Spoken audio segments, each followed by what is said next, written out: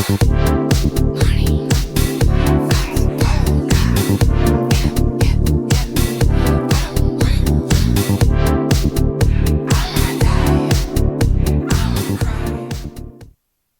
listeners and viewers, to the Creatives podcast. I am your co-host, Simone Campbell. And I am Tevin Brown. And today our guest is the founder and designer of Hopeless Cause Atelier. Her designs have been featured in British Vogue, LUK, as well as fashion weeks in London, Los Angeles, San Francisco, Austin, Milan, Paris, and many more. We have Dara, Sophia, Romero.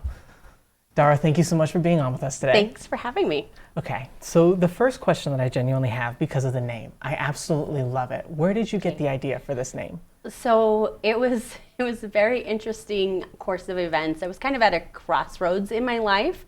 I had been a co-owner of a local clothing boutique, and I had already started designing clothing. But because of the economy, we had to end up closing the store. And I had a really dear friend, her name was Jennifer Reardon, and she was like, I want you to design for me. I don't want you to give up on this dream. And so I got to work. She was going to a couple social events because we have so many events here in town. She wanted something that was unique and just for her. So I created her first outfit and I took it to her, and she loved it and it fit her like a glove. And then I decided, I can do this. It might be a hopeless cause that I'm 40 years old going into the world of fashion design, but I really, really loved the way that it made her feel. And at the same time, really looking at anytime that I'm feeling hopeless, I know I like to get involved and do something for the community. So that's why I really kind of focused on that cause component. So when I design something for someone, 10% of what I create, those funds go towards a nonprofit of that patron's choice. And I host a lot of community fashion shows and volunteer for fashion shows. And so I make sure that I build that piece of community and cause to go back. So that's where the first part of the name, Atelier, is a French word for like design space, design, high end. And I was working out of my dining room at the time, so I thought that would elevate the brand a little bit more instead of Hopeless Cause dining room. So Atelier. Yeah. It does. It sounds very official. Yeah. So you definitely have that beautiful macro component, like in the community. I'm curious to hear more a little bit about the micro component. You're talking about kind of bringing what's on, what's inside, and helping people express that on the outside through fashion. Can you tell a little bit more about what inspires you and what that feels like? Yeah, so really, fashion, there's a couple of things within fashion. Fashion, like I look at it from a communicative, psychological perspective, how that person impacts the scene based on what they're wearing, how it impacts themselves. It's our second skin. So how do they feel? Are they confident? Are they loving their look? All those things play into it in fashion. But fashion is also very much a wasteful. It's very wasteful in how much is created, how much is thrown away. Some of the dyes, some of the materials that are used. And so I really want to build kind of a sustainability component into it. Mm-hmm. On the same point, I want it to be affordable. So everybody should be able to have a beautiful dress or beautiful outfit that they wear. And so building those things into my design component is really important to me, on top of, that community give back. Absolutely. Mm-hmm. I love that so much. Oh my God. I know, I'm like, oh. It's just such an amazing picture, like hearing like where it all came from and like how it's all grown and stuff. And I mean, as even in the intro, like the list of like fashion weeks and British Vogue, I know. like, yeah, oh my goodness, yeah. like, that's surreal to me, and I'm just reading it. Yeah. Like, how did it feel with the first one? The first one, I did LA Fashion Week. So I had done a hometown preview, and I do that every time I go anywhere. I have a hometown preview because I really want to show the community what they're supporting, and and they should have the first look at everything. My first outside of Albuquerque was LA Fashion Week, and it was chaos. But it was the perfect chaos.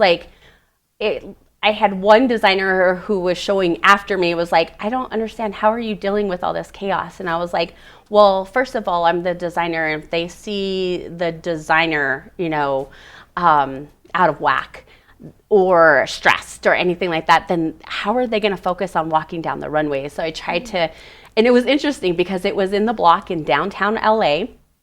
And I'll tell you a little bit about the chaos. It was, I had met, flew in there, had met the group of models that I thought I was going to use, had them fitted, went back to my hotel room, sewed away, doing all the, the last minute adjustments, and then went back that morning, and a half of them were no longer assigned to me. So I had to have new models assigned.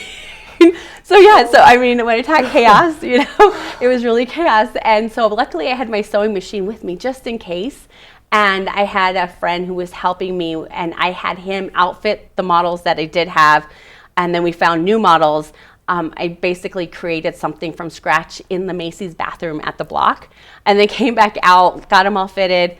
It was like the perfect chaos though, because then from then on out, I knew what to expect anywhere else. Like, all the bad things that could possibly go wrong, I was prepared for it. And I had to say after that was really smooth sailing. I think I did Austin Fashion Week after that, and it was so incredibly like organized and great, but it was good to have that experience as my first experience outside of Albuquerque. But I think the biggest first place for me, LA was great, Austin was amazing. I've gone back to both a couple times, but New York Fashion Week for the first time was incredible. Oh, like that. Yeah.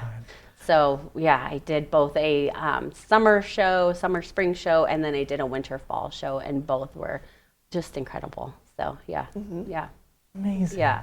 Oh my goodness. I love what you said when it was like kind of finding that peace in the perfect chaos, because it's like it always seems like that, but when you find that click, it's so beautiful. Absolutely. Yeah. It's clear that there's so much heart, like so much of your own heart that you've invested in your brand, in your work, in your everyday life. And I know that it started with fashion for you. Things evolved as life typically does. It happened. And you studied psychology. So how do you work that into your work? I really see fashion through that kind of psychological lens of like how the person impacts the scene. When you see somebody who's just confident in what they're wearing and they walk in, you're like, wow, like it stops people in their tracks when they see that. But also just, feeling good about yourself, how that plays into it. And I think, from a very young age, I grew up in Alameda, which is in the North Valley here in town. My parents got divorced when I was in 5th grade, and going into middle school, that's when girls, typically are like, oh, I want to get that latest brand, I want to do that trend, those kind of things. And they're ruthless. And they are ruthless. And so my mom's like, I'm sorry, she was going back to school and, working the full time. So my grandmother's like, well, let me teach you how to sew, and you can create things. And I remember that's when I first started creating things, and I would get compliments on it. And then when I had the clothing boutique later, I had started creating my own outfits, and I had a friend say, you should create, you should design. And he had no idea of my past of, how I wanted to do that growing up. And he was like, I think you would make a killing at it if you did that. And so I started designing for myself and a few friends, and then really it kind of took off from there. And I love when I create something for someone and you can just see the change in how they feel, and how it's usually for some important piece of their life, whether it's a wedding, or they're receiving an award, or it's just awesome. Like, it's just awesome. And I think that psychology background really plays into that in such a big way. Yeah. And how special is it that you have an artifact that gets to live on, forever in memoriam in these people's most beautiful moments. Yeah, exactly. That's so special. That's an awesome way to put it. Yeah, exactly. Yeah. So. Oh my goodness. No, taking it all in. I'm like, yeah, I love you. I'm like, wow, she's an genuinely, angel. overwhelmed by like just your story and like just how big everything has gotten. And do you have anything coming up right now? Are you preparing for anything? So I just wrapped up Milan Fashion Week and went to Milan in September. And it was amazing. I've always wanted to show in a church. And I got that twofold. I did my hometown preview at the San Isidro, the old church in Corrales, which was awesome.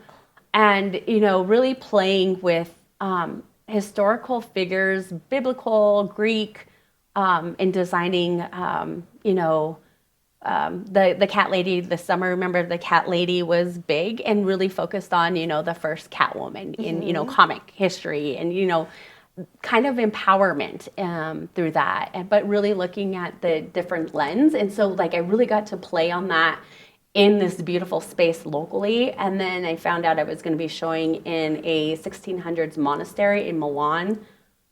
Yeah. No way. Yeah, that's, I mean, it was so incredible. The like dream. it was, Yeah. And it's funny because when you're doing a runway show, you're behind the scenes the whole time. You're like herding the cats, you know, models, get in place, let me fit you, you know, trying to figure it all out. And then getting them lined up. And it's an all-day thing that lasts for like 10 minutes. You know, it's a really quick event. And I don't really get to see the audience reaction. But I had some friends that traveled with me and they were just like, oh my gosh, you should have seen all the cameras taking pictures and talking. And, you know, so that's an incredible feeling. And I had a couple of them stop me on the way out saying, I loved your show. And, but then when you get the photos and the video and you're just like, oh my gosh, drooling over. I'm like, oh my gosh, this is my work. You know? Yeah. It's awesome. It's such an awesome feeling. So my plan is I'm going to New York Fashion Week next week to look at a couple of production companies because I really want to show in Tokyo next. So yeah, so that's the big goal. I'm working on a couple of patron pieces, and then I love supporting community, so if there's an upcoming fashion show that I can participate in, I'm really excited to support that as well. So, yeah. Absolutely. Yeah. I think what's really evident is just, you know, how astonishingly successful you've been, you know, in watching your career grow from the age of 40 on. Yeah. I think that, you know, a lot of young artists, young talents within the creative industry can feel a little intimidated that, oh, I'm not at this point, at this age, you know, like it's an industry for the young. And I think that, you know, that couldn't be further from the truth. So what advice would you have for young actors, middle-aged performers, creatives of all kinds? I would say personally, like finding your people, looking for mentors who can support you or, you know, share their experiences, any opportunity I can. I was telling you earlier, I could talk fashion all day. And like any opportunity that I can go and talk to young people who are interested in the path, because I think fashion design really, you know, hit everybody's radar when Project Runway and, you know, everybody's like, oh, I want to be a fashion designer. But they don't really understand, you know, there is all the glamour and that comes with it if you make it big. But there's also so much cost that's put into, you know, reaching that level and really kind of looking at it like, okay, it's hard work, you know. I do everything from design concept through sewing, through like I do everything in-house. So like looking if you're going to, you know, bring in a seamstress, if you're going to do this, you know, looking at cost of materials, all those kind of things, you know, I say really take a deep look into it and wherever you can, gather information. Like, you know, when people have reached out to me, I always am like, okay, I still have so much to learn, you know, you know, it'll be 10 years that I started designing under the label this year.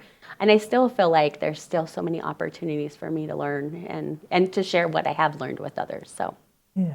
Absolutely. Yeah. Plenty. Yeah. And you've proven that time and time again. Yeah. No, it's just absolutely like incredible. And I think you hit the nail on the head of kind of just showing that like no matter what age or what background or anything, just how you can genuinely grow to even previously be in Milan and next goal be Tokyo and so many different things. And I think, I'm sorry, I'm genuinely just so like in awe Thanks. of like, just because like, especially even like looking into like some of your previous work and just like seeing what I could find online and different things, like your dresses are absolutely gorgeous. Thank you. And I think it's absolutely incredible what you do and how you do it. And I guess the question that did pop into my head, are you like a one-team machine? Yeah, yeah. Yeah, well, so in the creation phase, yeah. I have an incredible community. So like when I host shows, like I have a beauty, makeup team that has risen to the occasion to help so many times. Models have come in to support me. And anytime, because I am still a small design house, it's not like I have a huge budget to pay for things, but anytime I have the opportunity to be featured in like British Vogue or LUK, like I want to support those people that have helped me, so they can get their work out there too, as models or beauty, hairstylists, those kind of things, photographers, so yeah, I feel like it's like a community. While in the creation thing, yes, I'm a one-woman show, but in getting it out there, no, I so rely on the community to support me, and I'm so grateful because I really do have an incredible community support system. So, yeah, That's huge. yeah. I'm curious. This might be an impossible question. Being a designer, being so passionate about your work, but if you had to choose your favorite look, what would it be? That I've created. Yes. Oh, that is. Top 3 is fine too. Oh, that's okay. So, let's see. So there's a couple. There was this. I had a friend who was a photographer, and she's like, I want to do a equestrian photo shoot, and she was like, I want you to create something for that, and I was like, okay, horses. Okay. Then I think, okay, crown. I think of like royalty riding on horses, and so I created this deep green chiffon, really plunging neckline, but with a feather, kind of like a feather neck, and really flowy. So, that was probably one of my favorite pieces, and it got picked up and featured on a fashion magazine on the cover. So it was awesome. But I actually ended up creating it for one of my models. She's out of Austin, Texas, and I created her for Austin Fashion Week. And like it fit her like a glove. It was like the perfect. And so I called it the Carmen dress. So that was probably my favorite. I recreated that in like a wine color for a friend who was going to a wedding in Italy, because it's like, oh, you need something, you're It's going to Italy. Yeah. So so recreated for her for that. So that was probably one of my favorite. But I love, I went to a women's entrepreneurial festival in New York City at NYU, in the Tisch Center, and one day we were in between, sessions, and I looked out the window, and you see the whole city skyline, and so I took a photo of it with my cell phone, and I ended up printing it on fabric. It's like in like a mirrored image, and I really love creating with that fabric. It's just such a cool pattern that it creates, and so creating from those pieces, from that material of creating pieces, I've done several different dresses, I've done pantsuits, and I really love that. So like not only just finding the right materials, because when I'm asked to create something, I sit down with the client and find out what the event is, find out like what colors they love, what do they want to accent, all those things. And then they kind of come with an idea. Now, if somebody comes and says, well, I like this designer's work, can you recreate it? I'm like, no, I will not do that. Yeah, that's if you want that designer, go to that designer. But what do you love about that? And so I can take elements of that and create something that's perfect for them. But then sometimes it's the fabric that talks to me, and that's what makes me create a certain way, or something that I see, like going for a walk, or walking down Fifth Avenue in New York City, or sitting on a mountaintop. Those kind of things kind of inspire me on what to create. So, yeah. Fantastic. Oh, that's so amazing. Do you have any kind of like because obviously you kind of went into, there's so many different things that you can find inspiration from. Do you have anything that kind of keeps reoccurring to be your inspiration for you and just your motivation with different pieces? I'm going to tell you about an inspiration that I had that I actually loved the collection, and it was for the winter. It was autumn winter. I think it was 2018, and when I showed in New York City, and it was going down the rabbit hole, and life inspires me. What's happening in the world inspires me, and it was just like an unsettling time for me. Without getting political, of what was happening in our country at the time. And so it was like going down this rabbit hole and this girl and her curiosity. And so what I created from that was inspired by Alice in Wonderland, of course. And so did faux fur jackets and light blue dresses and like white furry eyelash material dresses, and kind of played on, Alice and the Cheshire Cat and the White Rabbit and the Mad Hatter. And so I speak to that because I think I have the best experiences when something is inspiring me. Like this past summer, the story of brave and empowered women and women that you don't necessarily connect those things to, but how we all have that potential to be empowered and great. So, yeah, absolutely. I can't think of a better note to end on. I think it's been truly inspirational just to hear a little bit about your background, where you've been, where you are, where you're going. So I can't thank you enough for being here. Thank you guys. It's been great. Thank you. Do you have any final comments that you would like to share? No, thanks for the spotlight on creatives. I think that is so needed. I mean, we have so much creativity in this town, and to be able to spotlight that, I can't wait to watch all your episodes. So. And we can't wait to be part of it. I can't wait to go to your next hometown show. Yes. I love your designs. Oh my goodness. Well, guys, thank you so much for tuning in. Once again, my name is Tevin Brown. I'm Simone Campbell. And I would just like to please, if you are on YouTube watching this, like, comment, subscribe. I know you always hate to hear that, but that's to help us, who are very small, be able to grow and share and be able to bring people on like Dara and spread out their amazing creativity and their amazing designs. I'd like to thank our sponsors. I'd love to thank Studio 519 for letting us film here, and I'd like to thank our producers. And I thank you guys so much, and please have a great night. Thank you, guys.